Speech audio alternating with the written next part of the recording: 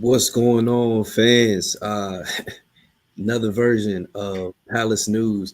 Got some interesting stuff to talk about today. Nice little bombshell dropped earlier today, morning for Stan and I, but probably some afternoon stuff for you guys. But before we get started, shout out to everybody that's tuned in and everything. Make sure that you take the time to like, comment, and subscribe.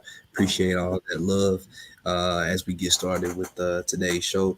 But I'm happy to have my esteemed colleague, my man Stan. Stan. Esteemed, bro. I appreciate the love. No doubt, man. It's great to No be doubt. here with you as well, bro. It's great to be here with my even more esteemed colleague. For sure, man, for sure. So before we get going with the news and stuff, just tell me a little bit about your thoughts about the weekend and how things panned out for Palace. I think the first half was tough. I think you saw in the chat that we were in that I was sort of like I was losing my mind about a couple of players and stuff like that. But Yeah, I think listen, I think a couple of them really grew into the game. I think the manager made some really bold changes that, I know we keep referring back to a previous regime that they necessarily wouldn't have made. And that helped us at all. And at the end of the day, that is a very strong Man United team on paper. I didn't think they were amazing. I actually thought they were there for the taking in the end. But they spent hundreds of millions, assembling that team. We've got a point against them. It's not the first win of the season that we're still coveting, but it's a step in the right direction, and we can progress onto Everton away, which is going to be a spicy one, boy. an absolute madhouse as usual. Yeah. So I mean, in thinking about the way we came through, that's five unbeaten now. 5 unbeaten, yeah. Like you said, not the victory in the league that you would want, but was there anything that you would have changed with the initial starting 11 that were out there? I think Ole Glasner has got to change this Daichi Kamada experiment. Like, he has to change this, stop the experiment. And I'm not going for the player, I'm not going for the manager either, but stop experimenting him in these weird positions. Okay. Play him as a 10. I think at the moment, Kamada is a 10 off the bench, and that is what he is, in my opinion. Yeah, he's a 10 off the bench, and you play him there. When he went a bit further forward, when Sarr came on, the interlink was there. He found the pass here, he found the pass there. The guy's got to get used to playing there. Stop playing him as a defensive midfielder. He's not that. He just And I think part of it is he's done it before, yes. But if you look at his stats and things, he's only played there maybe 60 some odd appearances as compared to so he only spent maybe a fourth of his career playing in that position, where 75% of the time he's an attacking player. I mean, I think he's better served there. Me personally, I wouldn't want to see him there over a Jefferson Lerma. No, you know what I'm saying? And they ran through us in the first half, man. They really ran through that midfield. So I would just, like I said, let's not start remember when the last manager played Will Hughes as a 10, How did that work out? I don't. Let's not fall on our sword. And playing Kamada. Where's he going to play him next? Right back, left back? Do you know what I mean?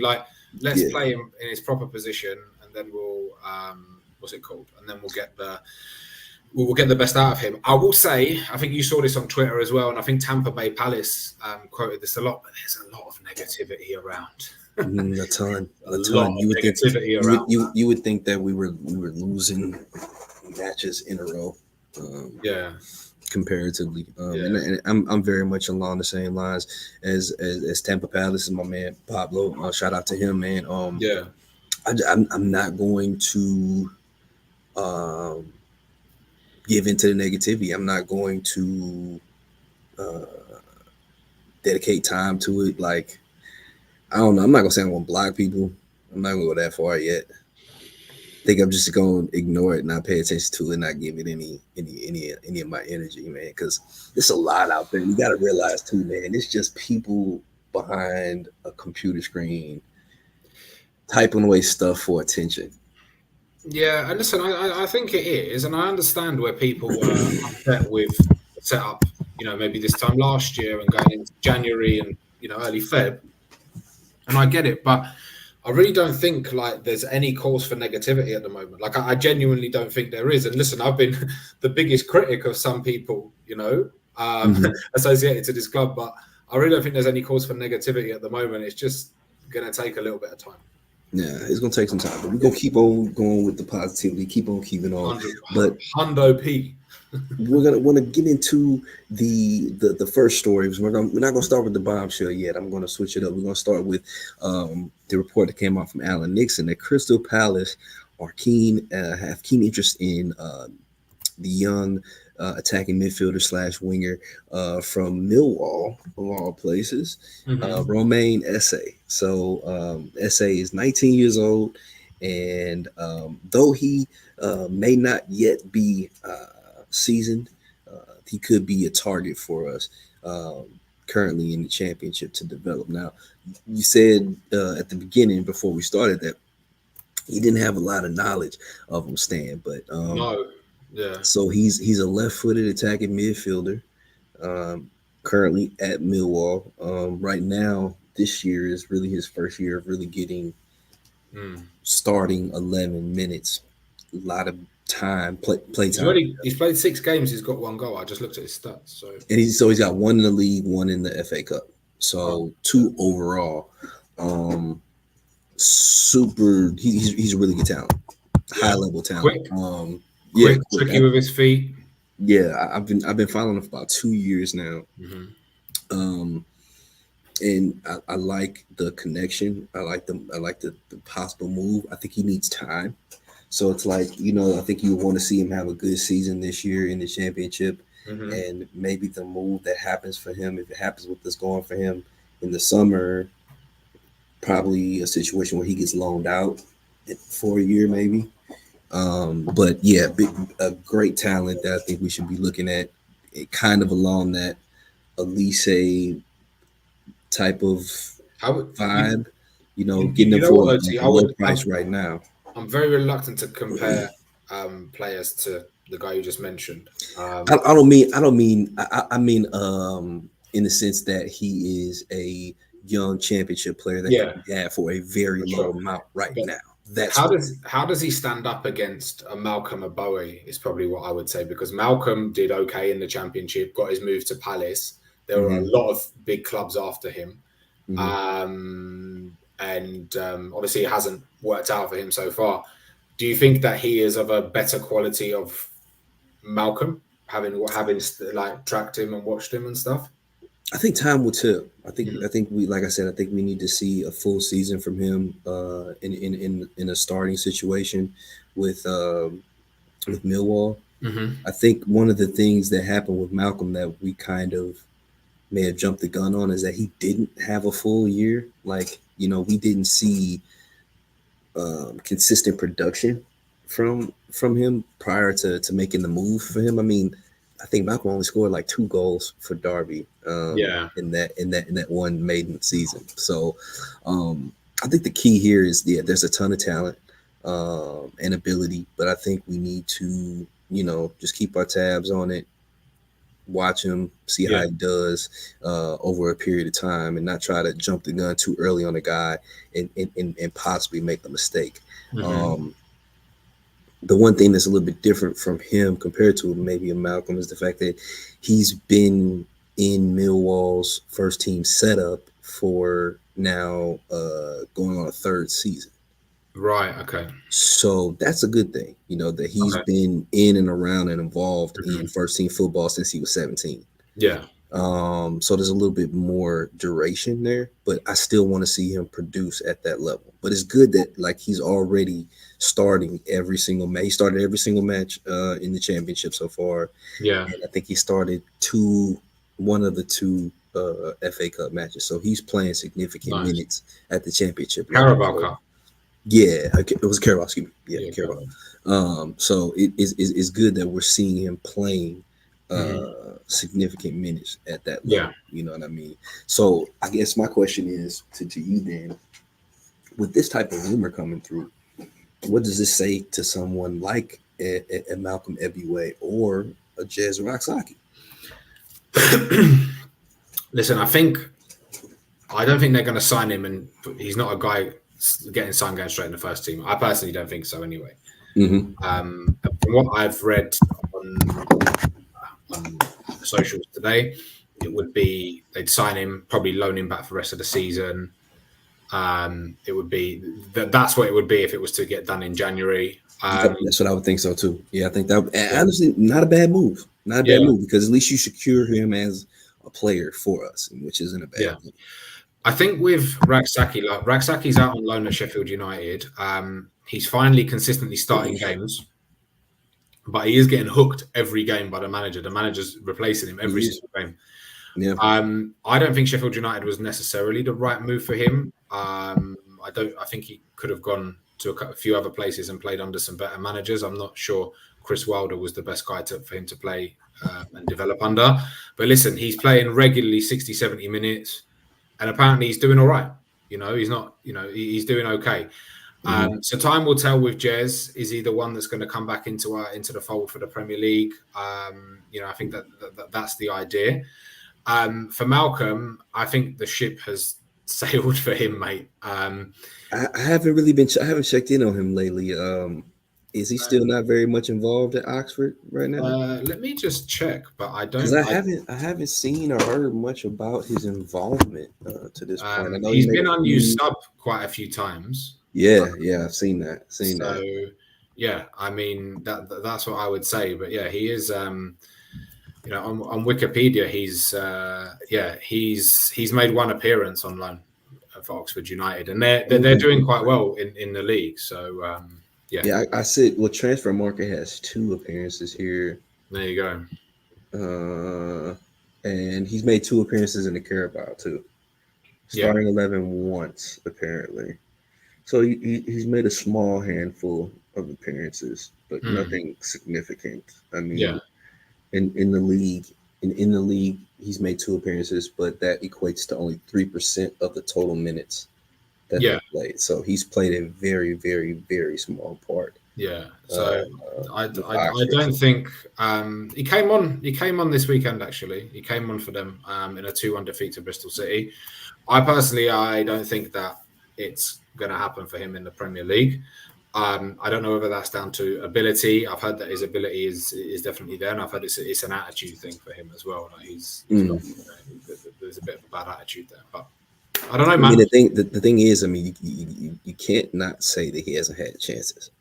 Oh, he's been in He's and been around. loaned to Hull, championship level. He's been loaned to Molenbeek, which was at was in Jupiler Pro League at the time, so Yeah, the highest level in Belgium, hmm and now he's back at the championship level. So he's had multiple loans at good yeah, levels of competition to try yeah. and make it And happen. So he hasn't really like if you look at pre-season, Glasner took Ashraf Benoni, mhm.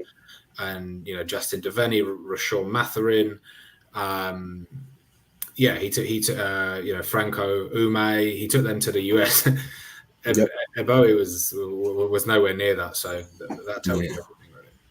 Yeah, so interested to see where that goes, but nonetheless, the connection to Romain Esse is there from Millwall. Do you think Millwall will do business with us? Yeah, I mean they have done before, so I don't see why not. I mean, we're considerably ahead of them, and it's a step up for any player.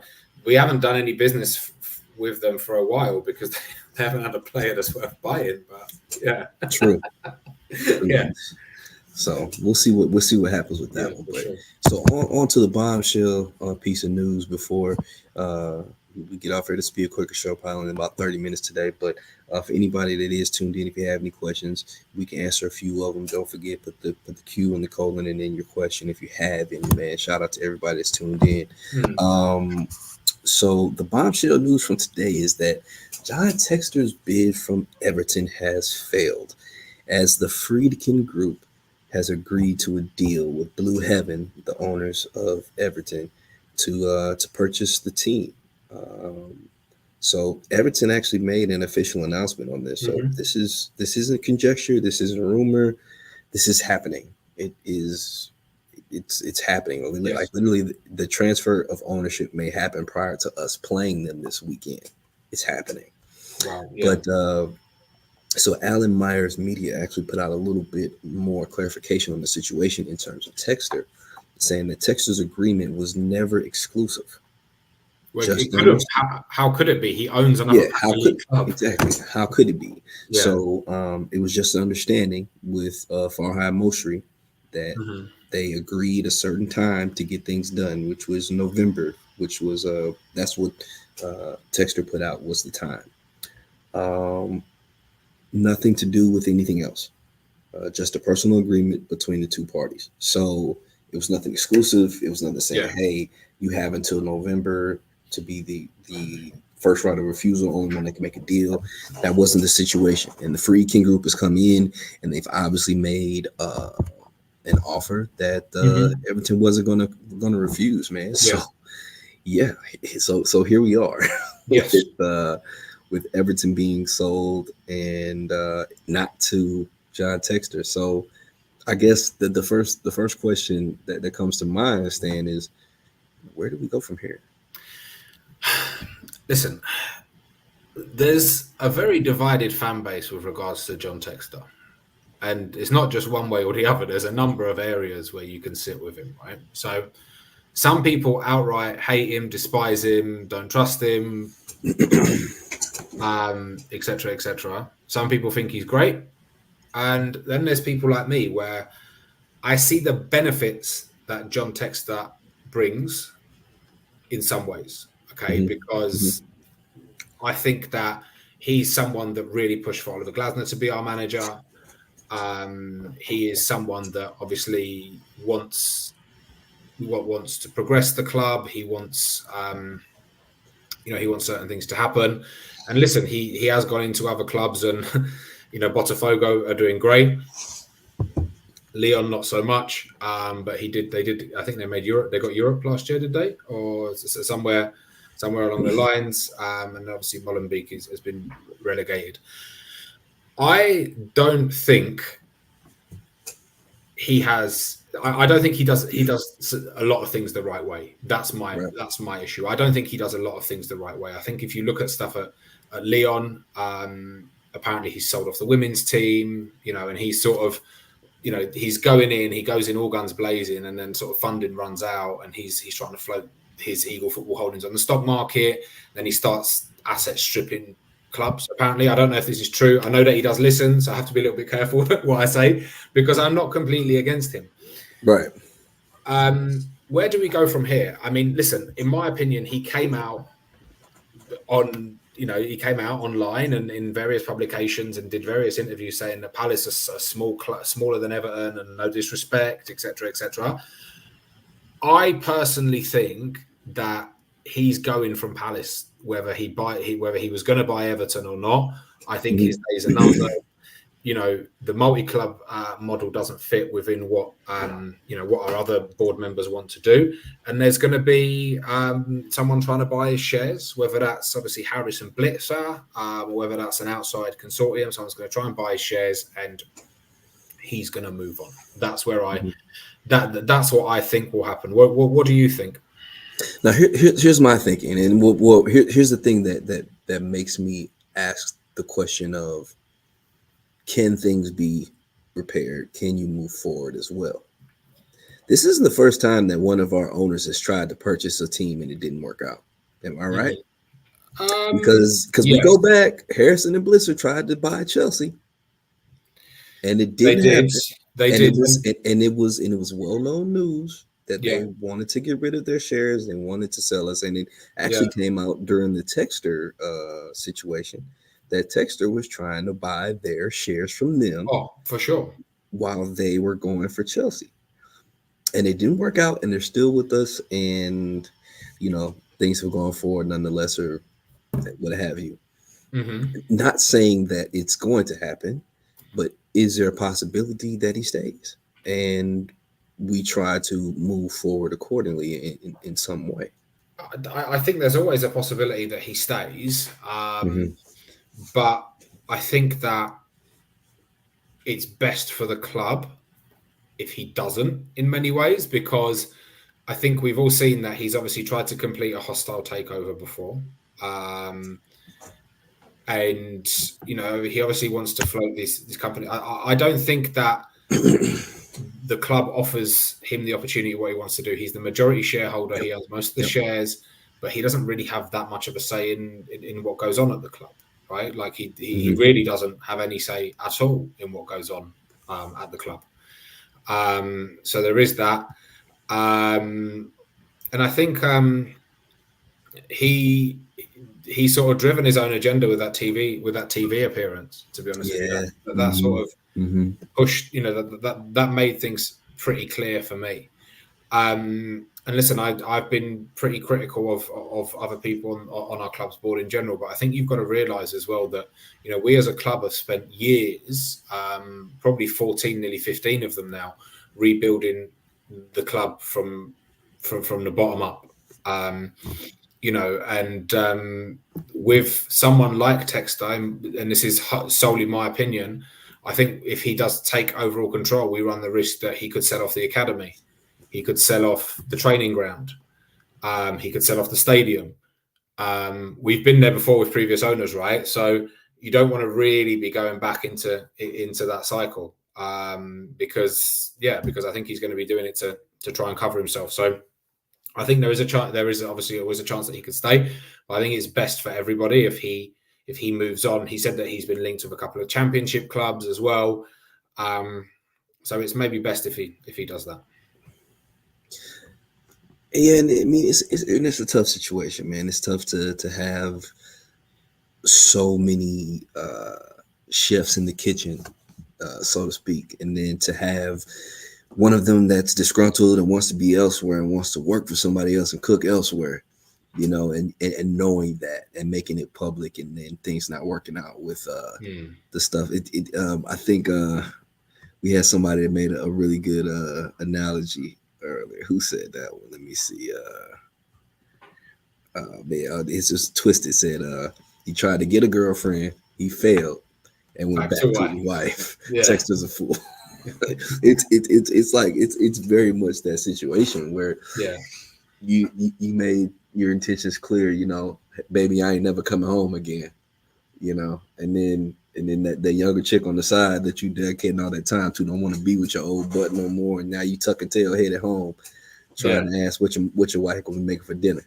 yeah, So yeah, it's a tough situation, man. yeah.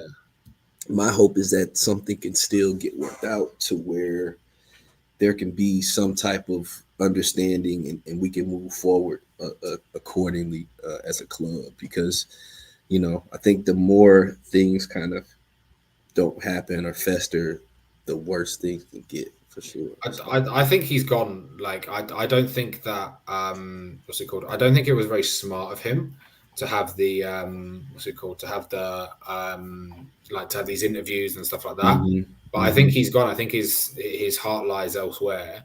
And part of him being able to float Eagle Football Holdings on the stock market is having that Premier League club in your in your portfolio, right? And he, like, Palace isn't, they're just not going to give that to him. They're not going to let him do that. He's not going to take overall control. At least I don't think so. And I mean, he apparently he offered Harrison Blitzer 600 million for their stake in Crystal Palace, right? Hmm. Hmm. Like, where is John Textor's 600 million coming from? That's what you've got to think about. It's not his money.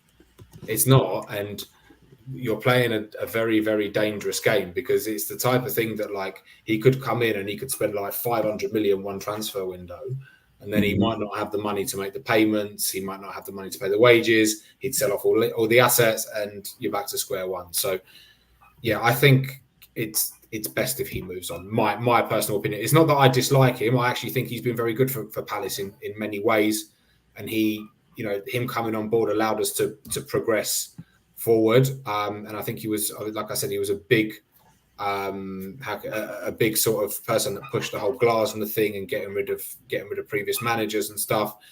So I don't think he's been bad at all, but I just think it's come to It's a point time for something new. Yeah, time for something else.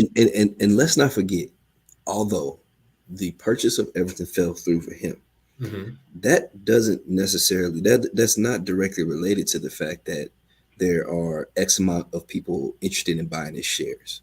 Still. Oh yeah. So what we've heard about the 14, I think he said that there were, and then I think it's down to 2 that are like really serious right now. Those aren't directly tied to what happened with Everton. So he can still sell off his shares and then be a part of a purchasing group for a club that comes up for sale later on. Which definitely will. So, yeah. And I think he needs the money, to be honest with you. I think he needs the money. I mean, for his greater plan of making Eagle Holding a publicly traded company, he's going to need it. He's going to need those things to happen. Yes. Because honestly, the greater plan that he had for Crystal Palace didn't work out. It just didn't. And I think in business, that's what happens. Sometimes your plans work, sometimes they don't, and you have to sell off and regroup. So 100%. I think with what's it called? I think with him as well, though, I think he was quite foolish where he thought that he could persuade Parrish and the other 2 Americans to sell once he got his feet in the door, etc. But listen, you got to look at Parrish, especially. Parrish is the one who took it on in 2010, and the club wasn't worth a carrot. It's probably now worth 600-700 million, is what they're quoting for it. He's hardly walking away from that, Yeah, I think Textor was betting on himself a little bit and got maybe was a little bit arrogant in how much he trusted in his ability to persuade.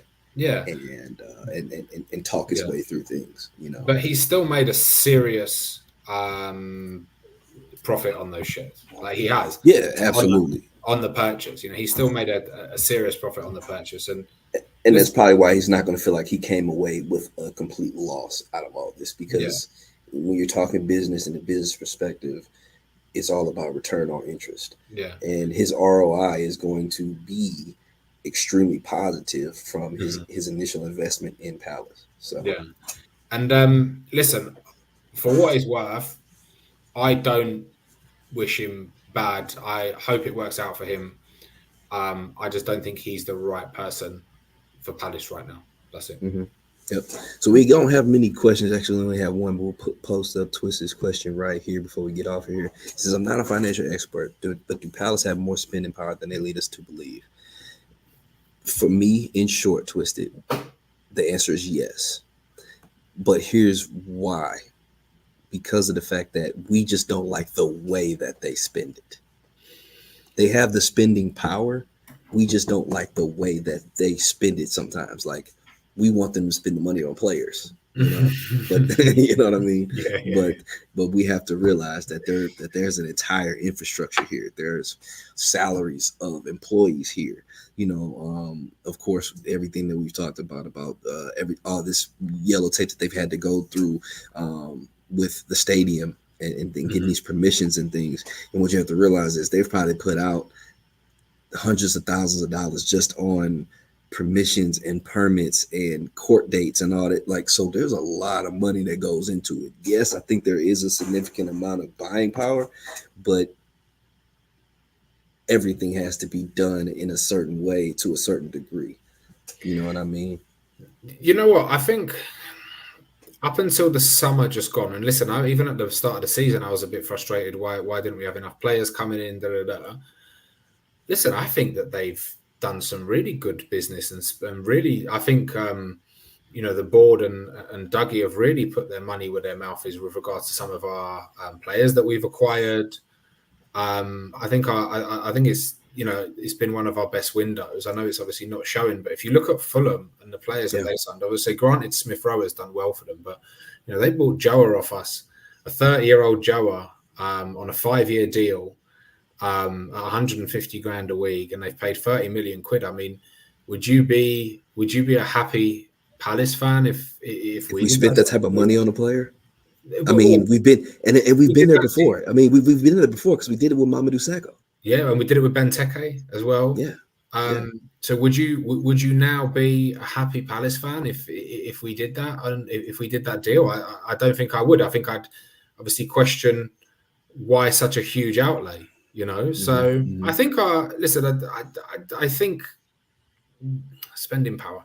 I think we spent some good money this year, and I think yeah, one or two more additions in January, and I think would actually be really good. So Yeah, yeah, absolutely. But yeah. hey, we got to cut out of here, man. We got some things we got to go handle, but we appreciate you all tapping in with us earlier in the day than we usually do.